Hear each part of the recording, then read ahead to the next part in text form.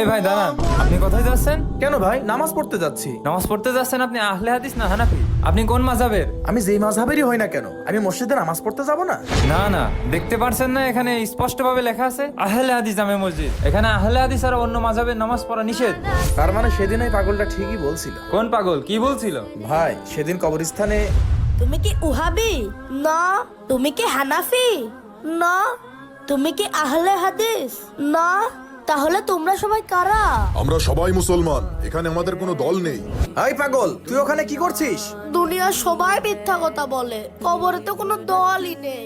দুনিয়ার সবাই মিথ্যা কথা বলে মানে কি বলছিস এসব? দুনিয়াতে কেউ উহাবি, কেউ হানাফি, কেউ আবার আহলে হাদিস, কিন্তু কবরবাসীরা বলছে এখানে কোনো দল নেই, আমাদের আলাদা কোনো পরিচয় নেই, আমরা সবাই মুসলমান। আল্লাহ আমাদের সঠিক বুঝ দান করুন, আমিন।